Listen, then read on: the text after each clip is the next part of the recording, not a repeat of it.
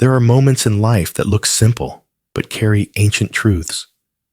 The moment a child is born, or even before that, when their presence is first felt, something stirs deep within us. We think we're preparing to teach, to guide, to protect, but slowly, quietly. Life reveals a greater truth. This child has not arrived by accident. They are not just here to be shaped. They are here to reflect. Through them, the past whispers. Old patterns rise again. Love and fear return in new forms. And the question arises not just about how we raise a child, but how we let them raise something forgotten in us. This isn't just parenting. This is a spiritual unfolding. Not always beautiful. Often painful, but deeply sacred. If you've ever wondered why certain moments with your child feel bigger than they seem, you're not imagining it. You're remembering something your soul already knows. We like to think that children enter our lives because of love, or biology, or even fate. But the truth is more mysterious, and perhaps more uncomfortable. In Buddhist thought, nothing in our relationships is random, least of all the bond between parent and child. A soul does not simply land in your life. It returns to it.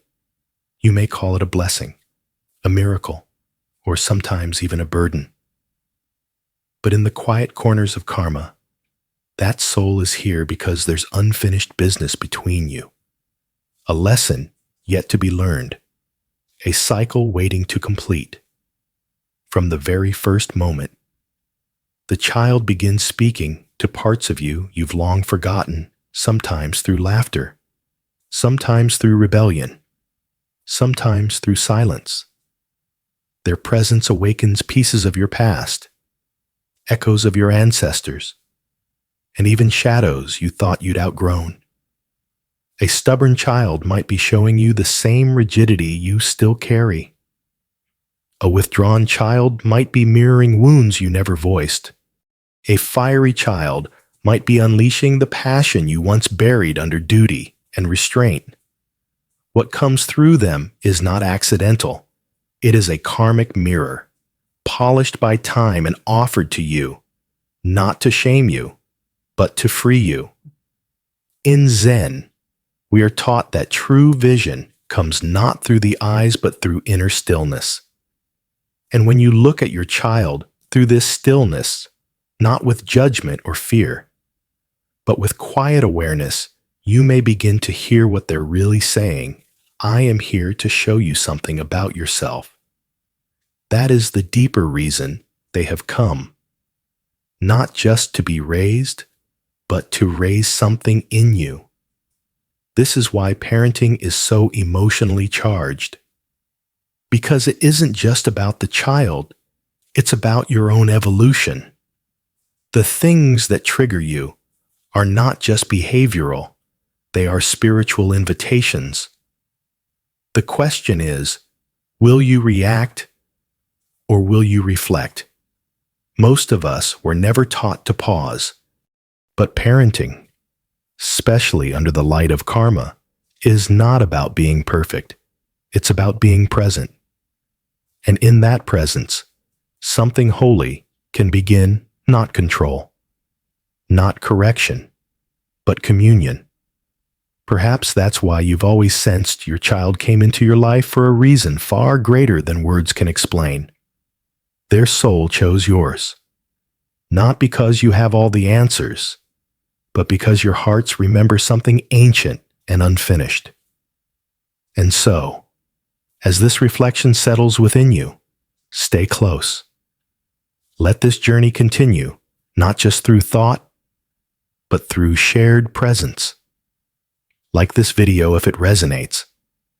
Leave a comment to share what stirred in you, and subscribe to Awakening Insights to keep walking this path together, one quiet moment at a time.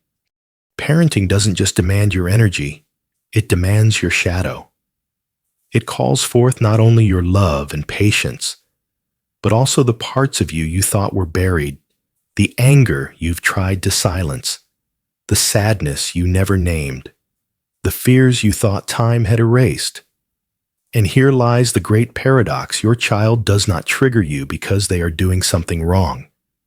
They trigger you because they are touching something tender and unfinished inside you. That's why the smallest moment, a slammed door, a defiant stare, a sudden silence can feel disproportionately overwhelming. It's not the moment itself. It's what the moment awakens. Your inner child, that younger self, who once felt unseen, unheard, unloved, stirs and rises when your own child misbehaves or cries. And without awareness, you don't just respond to your child, you react from your wounds. You relive a pain that was never yours to carry alone, but somehow still lingers in your bones. This is why parenting can be so exhausting. You're not just guiding your child, you're walking beside the broken pieces of your own childhood. And that's not a weakness. That's a sacred invitation. An invitation to finally pause, to feel, to see, to sit down with the pain you've avoided for decades and say, "You're safe now. I'm listening." The child before you becomes the mirror of the child within you.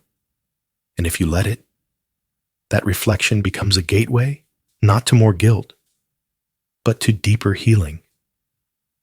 You don't have to have had a perfect childhood to be a mindful parent. You just have to be willing to see where your pain ends and where your love can begin again. When you raise a child with awareness, you're not just breaking generational cycles. You're reclaiming parts of yourself that longed for love and never found it.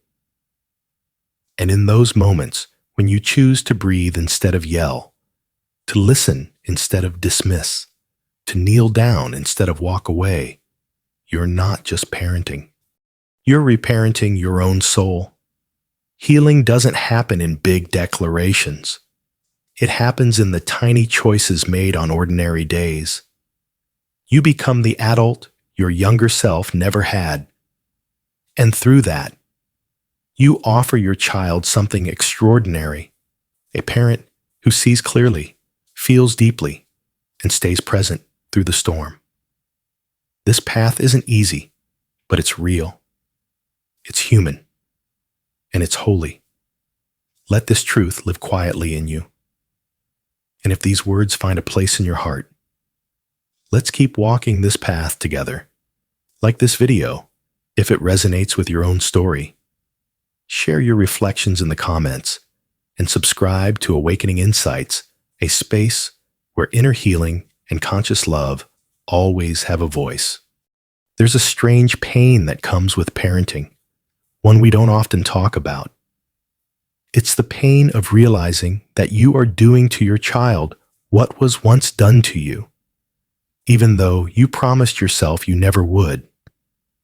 Maybe it's the harsh tone, the withdrawn silence, the impossible expectations, or the way you dismiss their feelings because no one ever knew what to do with yours. And somewhere deep inside, you whisper, "I swore I'd never become this." But you have. Not because you are bad, not because you don't love, but because karma doesn't just live in our actions, it lives in our unconsciousness. We carry the wounds of our own upbringing like seeds buried deep in the soil of our nervous system. And when we become parents, those seeds find water. The vulnerability of a child, the weight of responsibility, the everyday stress, these are the perfect conditions for those old patterns to awaken. You don't choose to shout. You don't plan to ignore. It just happens. And that's the great tragedy of karmic sleep. You think you're awake, but you're still moving through inherited scripts written long before you ever had a choice. In Buddhism, it is said, until you make the unconscious conscious, it will direct your life and you will call it fate. The past lives again through you. not because you remember it, but because you never truly faced it.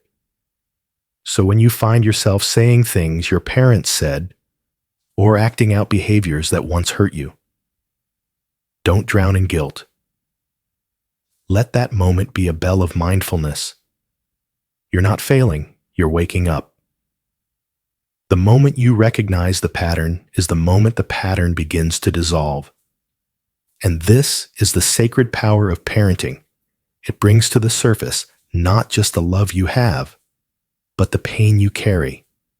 It forces you to choose again and again between autopilot and awareness, between repeating what was or beginning what could be. Healing doesn't mean your voice will never raise or your patience will never break. It means that when it does, you know how to return. You breathe. You apologize. You repair. And slowly, you become the person your child doesn't have to recover from. That's the real revolution, not in perfection, but in presence. You stop the karmic cycle, not by controlling your child, but by meeting yourself honestly. The lineage of pain ends not with punishment, but with pause, not with denial, but with awareness. Every time you choose consciousness over reaction, 1,000 years of pain begins to melt. The past cannot be undone, but its grip on the future can be loosened. So the next time you feel shame for being just like them, remember this: the fact that you noticed makes you different. You are the turning point. You are the return of light into the bloodline. Let that truth humble and honor you. And if these words speak to the quiet part of you that longs to break free, walk with us. Like this video, leave a comment to share your story, and subscribe to Awakening Insights, where we hold space for the slow, sacred work of becoming the parent we never had. It's easy to think that being a good parent means doing everything right, keeping your cool, always knowing what to say, never making a mistake. But children are not looking for your perfection. They're looking for your presence. They don't need a flawless version of you. They need the version of you who stays when things get hard, the one who sits beside them when they cry, the one who says, "I don't know," but still listens, the one who admits when they're wrong. Because what children feel most deeply is not your control, but your consistency. They feel whether you are with them or somewhere else lost in your phone, in your thoughts, or in your past. Presence, in its truest sense, is not about hovering or fixing. It's about being fully here with your body, your heart, your breath in the exact moment your child needs to be seen. And it is this kind of attention, this sacred witnessing, that begins to heal the deeper wounds, not only in them, but in you. A child who is met with presence learns that they matter even when they are messy, even when they are angry, even when they don't know how to be lovable. And a parent who chooses presence over performance begins to untangle the old belief that love must be earned through perfection. There is nothing louder to a child's nervous system than an adult who is emotionally absent, and nothing more soothing than an adult who is truly there. Not just physically, but with soul. This is how generational karma is softened, not with more knowledge or rigid parenting rules, but with presence. The kind of presence that notices the tension in your child's jaw before they even speak. That hears the question behind the tantrum. That pauses before reacting. That stays when it's easier to walk away. This doesn't mean sacrificing yourself or pretending to be peaceful when you're not. It means being honest. It means tending to your own nervous system so you can co-regulate theirs. It means recognizing that your calm is not a gift you give them. It's a state you return to together. And in that togetherness, the old story shifts from fear to safety, from avoidance to connection, from reaction to understanding. A child raised in presence is a child who learns to trust life. A parent who practices presence is a parent who slowly, gently rewrites the karmic script, not by force, but by simply being. So if your heart has ever told you, in the quiet of a hard day, just stay, just breathe, listen to that voice, that is your wisdom speaking. And if these words echo something you've always felt but never had the language for, I invite you to stay with this space a little longer. Like this video, share your reflections in the comments, and subscribe to Awakening Insights, where presence is not just a practice, but a path toward liberation.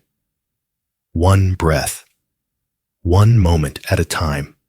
At some point in every parent's journey, a quiet ache begins to emerge, the ache of realizing that your child is not yours to shape, but theirs to become. You carried them, raised them, taught them, protected them, and still, they are not here to fulfill your story. They are here to live their own. But for many of us, the line between love and attachment blurs. We want them to succeed where we failed, to be loved in ways we were not, to avoid the pain we had to endure. We disguise these wants as protection, care, wisdom. But often, what we call love is actually fear. Fear that they might choose a different path, that they may not need us forever, that we might be left behind in our own longing. Yet Buddhism reminds us, true love has no clinging. Clinging is not devotion. It is dependence. It is the soul's quiet panic that says, without you, I don't know who I am. But children are not meant to define us. They are meant to grow beyond us. And that's not abandonment, that's evolution. Real parenting is not about molding a child into an ideal. It's about witnessing them unfold into their truth, even when that truth doesn't mirror your own. Even when it feels unfamiliar, uncomfortable, or out of reach. You guide, but you don't grip. You offer wisdom, but you allow space. You stay rooted in love, even as they stretch into distance. This letting go is not weakness. It is the most courageous act a parent can do. Because letting go means you trust that your presence has planted something deeper than your control ever could. It means you've done the invisible work of building inner stability, not just in them, but in yourself. And now you're willing to watch their wings take shape. Even if their flight is not what you imagined. The child may rebel, fall, struggle, or change in ways that unsettle you. But that is not failure. That is life unfolding. Your love does not end where your influence does. In fact, the deepest form of love is the kind that stays steady even when you are no longer the center of their world. That love becomes a compass within them. It whispers when they're lost. It steadies them when they're afraid. And it brings them home not necessarily to your arms, but to themselves. So if you're holding on too tightly, take a breath. Soften your grip. Let love breathe. Let your child breathe. You are not losing them. You are setting them free to find who they were always meant to be. And in doing so, you might just find yourself again too. If these words meet you in a place of quiet knowing, stay with us. Like this video if it speaks to your experience. Share what letting go has taught you in the comments. And subscribe to Awakening Insights, where love deepens not through control, but through release. One open hand at a time. Sometimes we look at our children and sense something ancient in them, a sadness too deep for their age, a restlessness we can't explain, a way of being that feels oddly familiar. And we wonder, where did this come from? We blame ourselves, or the world, or even their temperament. But what if what they're showing us isn't theirs alone? What if they are carrying the echoes of a pain that began long before they were born? In Buddhist thought, the family is not just a group of people, it is a spiritual field, a place where unspoken memories, buried grief, and unfinished stories linger, waiting to be seen. Karma doesn't just pass through actions, it passes through silences, patterns, and energies left unresolved. A child may isolate because generations before them were never allowed to cry. A child may distrust because their lineage was betrayed and never allowed to grieve. A child may lash out because their blood remembers injustice, and no one ever gave that pain a voice. What seems like misbehavior may in fact be remembrance not of personal memory, but of soul memory. This is why parenting is more than guidance. It's sacred witnessing. Your child is not just their own soul. They are also a carrier of your ancestral script. And every time you choose compassion over punishment, softness over control, curiosity over judgment, you are not just helping them. You are reaching back through time. You are offering to your ancestors what they were never given.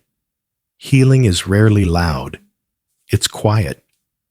It happens in the pause between words. In the moment you choose to listen instead of fix. In the space where a wound finally feels safe enough to reveal itself. And your child, even without knowing it, becomes the doorway through which healing walks in. This isn't about taking blame. It's about taking responsibility for what you now have the chance to transform. Because you are not just a parent. You are a healer. You are a bridge between what was and what could be. The karmic weight that once ran blindly through the bloodline pauses in you. And in that pause, everything changes. When you choose truth over silence, when you choose understanding over reaction, when you choose love, even when it's hard, something ancient exhales.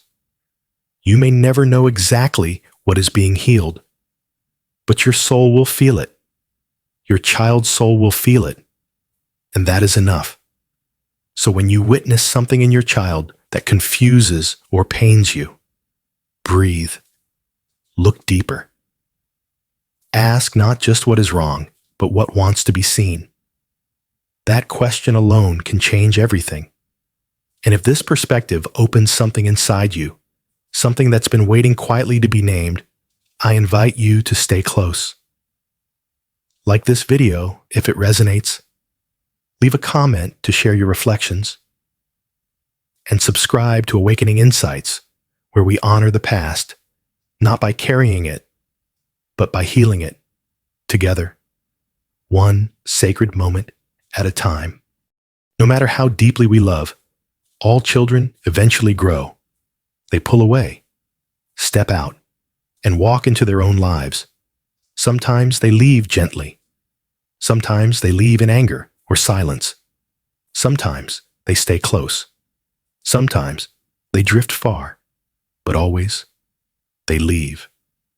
And for the parent who has poured years of presence, sacrifice, and love into this soul, that leaving can feel like a small death, not because something has gone wrong, but because something sacred has been fulfilled. In the karmic view, the child does not come to stay. They come to complete. They come to offer a mirror, awaken an old story, challenge a wound, or hold space for healing. And when that offering is complete, when the lesson has been met, the cycle faced, the truth finally seen their soul begins to move forward. And so must yours. It is easy in that moment to feel forgotten, to ache for more time, more closeness, more proof that it mattered. But karma doesn't speak in words. It speaks in release. The flower doesn't cling to the bee. It simply blossoms. And in its blooming, it offers everything: its color, its fragrance, its beauty, and then lets go. That is the final act of parenting. Not clinging, not needing, not begging for return, but blessing the departure as part of the sacred unfolding.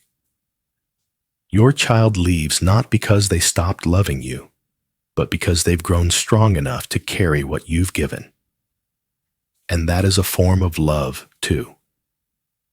Sometimes your presence is not meant to guide them anymore, but to echo quietly inside them, in the choices they make, in the way they speak to their own children, in the moments they remember your kindness when no one else is watching. Even if the relationship is strained, even if silence stretches for years, the karmic bond does not depend on closeness. It depends on completion. Did you face what needed to be faced? Did you offer what needed to be given? Did you meet the moment, even imperfectly, with presence and truth? If so, then the work is done. The soul is lighter. And you, too, are freer. Parenting was never about ownership. It was always about offering, about showing up fully, and then stepping back, about becoming the quiet root beneath the tree, strong, unseen, but essential. So when your child leaves, whether they leave your home, your orbit, or even this world, grieve if you must. But also bow. Bow to the karma that brought you together, and to the grace that allowed you to part. And if this final reflection has touched something tender within you, a memory, a release, or even a prayer, you're not alone. Stay with us. Like this video if it resonates. Share what this journey has awakened in you. And subscribe to Awakening Insights, where every ending becomes a doorway to deeper understanding. And every departure holds the quiet blessing of return. Parenting, in the end, was never just about the child. It was about who we became in the process, the ways we softened, the wounds we faced, the truths we remembered. Every tantrum, every sleepless night, every goodbye whispered at the door became a thread in the sacred weaving of our own becoming. Karma does not ask for perfection. It asks for presence. It asks that we show up again and again, not as flawless guides, but as humble witnesses to the unfolding of a soul. And in doing so, we find something unexpected.